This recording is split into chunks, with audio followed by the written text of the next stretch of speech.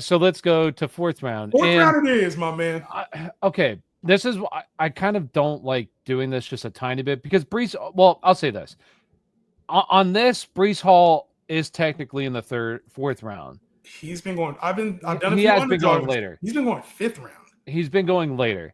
So I'm going to say two players, and I'll mention Breece Hall, quickly, just because I feel like in really competitive leagues he goes more late third-ish than rather fourth round.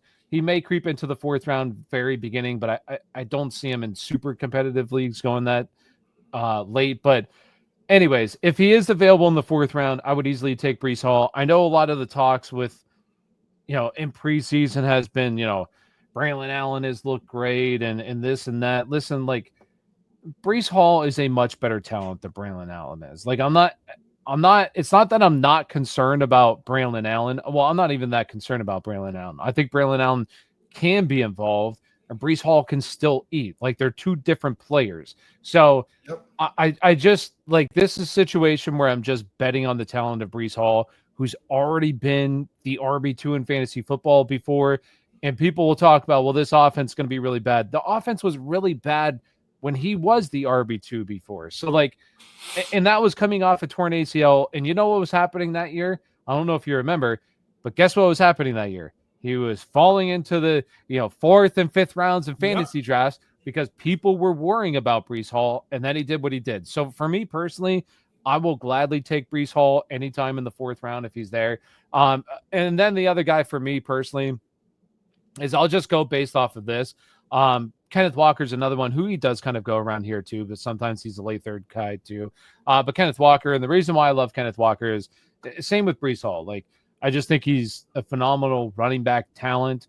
He saw like the biggest question mark with Kenneth Walker was coming out of college was the receiving upside. And last year he showed us a receiving upside that we haven't seen before. Now, maybe it was an outlier season for him, or maybe he just was never used that way before and he finally got used that way and he showed that he's very good at that. So I know that he has to stay healthy, but a narrative that I believe in is contract year players. Now it doesn't always work out, but I mean, T. Higgins, you mentioned T. Higgins last year. T. Higgins balled out and he ended up getting paid. Now he didn't play a full year, but when he was there, he was balling out. Josh Jacobs a few years ago balled out. And this is what it kind of reminds me of with Josh Jacobs. I think Kenneth Walker is a better player than Josh Jacobs. He just hasn't had the full opportunity. And if he can stay healthy, I really do think there's RB1 upside with both these guys. And once again, they're in contract years. And I feel like Breece Hall, more than Kenneth Walker, though, is probably playing for a new team, auditioning for a new team this year. So I really like these guys. I think they have very high upside if, everything breaks out. But that's why you're drafting them in the fourth and not the second. I think they're both in similar situations. I just think that Zach Charbonnet is probably in a better spot than Braylon Allen is to like take over work. Like I think you're right about Breece Hall, and I think he's going, especially I think talent-wise, he offers a little bit more than what Kenneth Walker does, I think upside-wise. But I think with Kenneth Walker, you talked about the injuries. He's already hurt and missing practice right now, which is not a good thing for him. And we're seeing Zach Charbonnet. He's healthy right now. Healthy, but he still has missed time this offseason. We're seeing Zach Charbonnet come in and really take advantage of it. I just think when you talk about contract year, it's either we need to re-sign this guy, give him a fifth-year option, or we got to let him go.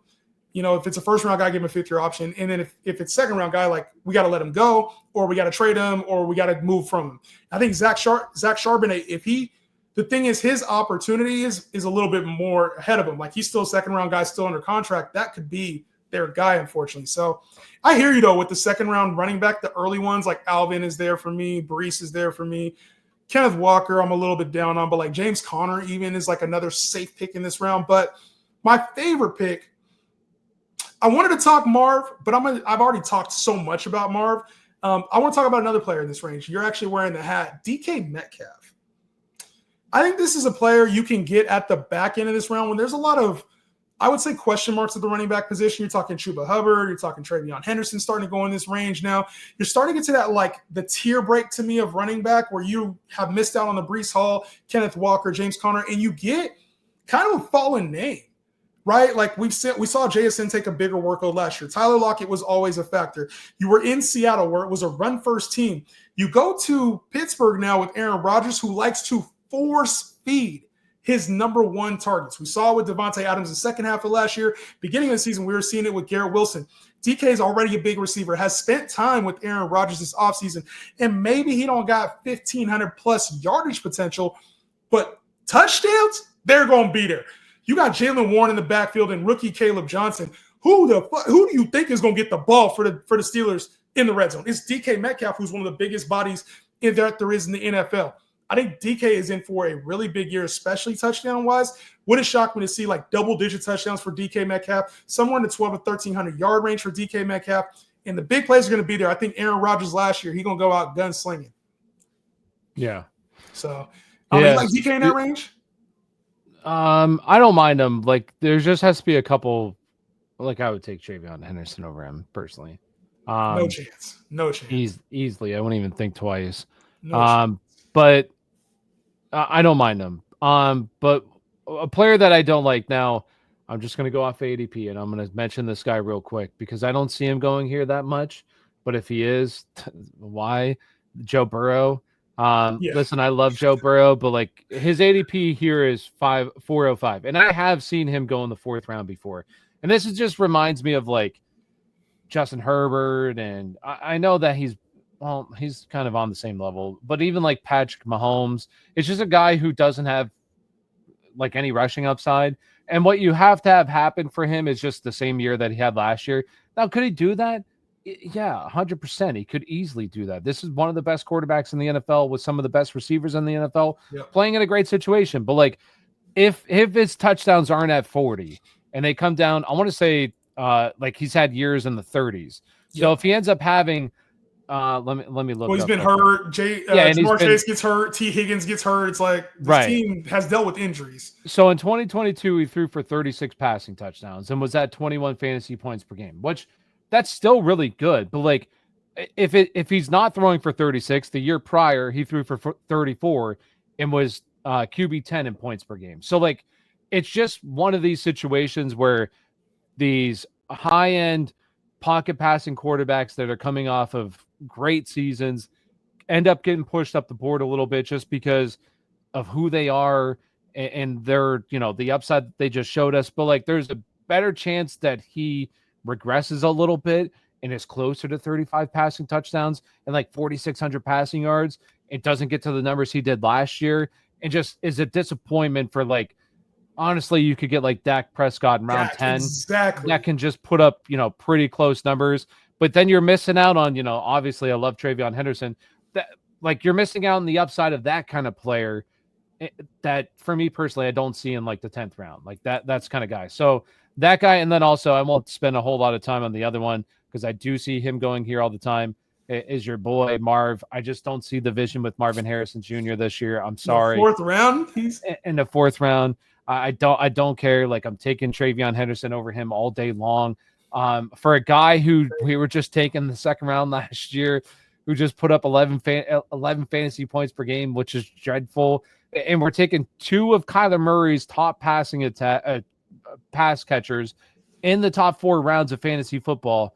Does not make any sense to me. So I'm just not interested in Marv. I think he should be going closer to like late 5th round-ish. Then he should be going to the 4th. That's crazy. So he finished higher than that last year. He was wide receiver 20-something last year. Wasn't he? Didn't finish higher than that. What was he? Wide receiver? He was wide receiver. Last year. What was Marv last year? Like wide receiver 33. No chance he was, bro. He was ass. No, I think that's your memory serving you incorrectly. He was wide receiver right on the dot. Wide receiver 30. Wide receiver 30. That's horrible. No thanks. It's not. The thing is, he was a rookie. He went through growing pains. It happened. So Obviously, I could spend an hour on Marvin Harrison. I mean, you could probably debate that. The one thing you did say, though, I agree with 100%. Joe Burrow. If you're going to take Joe Burrow in the 4th round, just take Dak in the fucking 10th round. Like, there's no need. JJ McCarthy in the 15th. Go get Baker and pick 90. Like, there's no need. Don't take Baker. No, that's a bad one. At discount, I'm saying if you're expecting the same thing with Joe Burrow, he's available there. It's the same thing. You're right on the other track. Dak Prescott. No, take him. What's wrong with Baker? Baker is the most. Baker is the same. Baker goes, but Jared Goff. Like Baker goes in like the 7th round. That's way like too early. 90, and a lot of times he falls in your draft. Baker's ass. Don't take Baker. Oh, he's not ass, bro. He's a top 10 guy. Where is he picked 90 on this? He's like pick. I don't know where he is on this. On this, he's probably way up. Yeah, he's probably like Bo Nix is 73. That's crazy. Yeah, I don't know he's definitely higher. I would say he's got to be higher than Bo Nix. I don't even see him on here. Yeah, he's 63. He's 71 on here. 71 and falling fast. Oh, 71. Okay, yeah, there he is. Yeah, okay. But I know in other drafts you can get him pretty late. But yeah, it just depends on like I would say more competitive leagues. Like he'll definitely go. But in this draft right here, he went in the 5th round. That draft's probably Baker, but that's also a keeper, so kind of like 6th round. And that's where Baker goes in the 6th round a lot. I've seen him go in the 6th round a lot. That's way too early. I think one of the worst picks you can take in this round is it's funny how, for me, one of my favorite picks this round is Marvin Harrison, and you're fading him.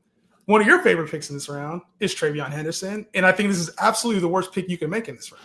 Like, that's gonna be I think it's easy to watch preseason tape and get excited about a kid with juice and excited about a guy that plays electric on the field, especially over a kick return or a nice handoff. But we haven't even seen Ramondre Stevenson in there. We haven't seen Antonio Gibson in there. This is probably going to be a committee, as Josh McDaniels has always run. He's always run a committee. And when you talk about Trevon Henderson, like I get it, he has that like the juice, the nice upside. He's a hard runner. He'll be in on passing downs because of how he is as a pass blocker. But you also have an offense that you have to run, and it's not like he's just going to come into this feature role. You've even talked about it, how he's not built for a 15-plus touch workload. Like, that's just not who he is. He's going to come in and play that Shane Vereen, that James White type role in this offense as a pass catcher and probably see somewhere between 8 to 10 touches. That's about where he's going to be. So why the hell is he going over established starters that have very similar upside? You know who Trevon Henderson's going over? And he profiles really the same to me. DeAndre Swift. Very similar type of profile as far as looks good on the screen, probably dealing with limited touches. I'm out on Trevon Henderson. I don't know why he's going in the 4th round. This literally makes zero sense to me. This is going to be a very clippable clip. Oh, clip this shit up, please. Please, I'll clip it up for you. Chat, we need to clip this up because this is going to be a bad take. Clip it up. Trevon Henderson will be the only chance he has. I'll say one thing where you're wrong. If he's a top 15-ish type asset down the stretch. That's the only chance. One part where you're already wrong is when you said we haven't seen Ramondre, and we have. And guess what happened? In the first preseason game that these guys played, Trevon ended up getting pulled with the first team offense. And guess who was running with the second team offense? Ramondre Stevenson. Like Ramondre Stevenson, I understand you are worried about like maybe the total upside of Trevon Henderson, which is fine, like in this offense. But the one thing you should not be worried about is fucking Ramondre Stevenson and Antonio Gibson. Those guys are jags of jags. And they clearly, like, Trevon Henderson's a 10 times better talent. I'll say this with Trevon. The one fear is just the total upside because of the Patriots. There is a chance, like, I like this Patriots offense, but there is a chance this Patriots offense just doesn't take the jump that we think they could take.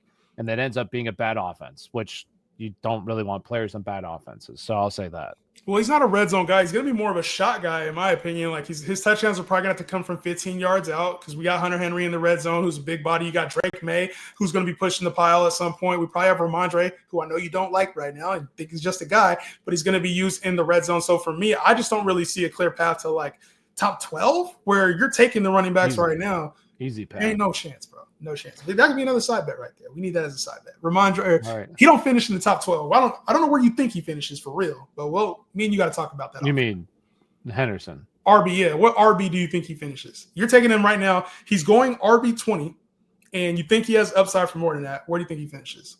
I firmly believe he has top 12 upside. Now, if I had to say where does he finish, I would say a high end RB2. So you think he finishes top 16? Yeah. No, that's the line. Then we can make it top 16. You and I. That's okay. Right now. Easy. I'll easily make that bet. There's no way, bro. Easily. No way. You're gonna need a lot to go right second half.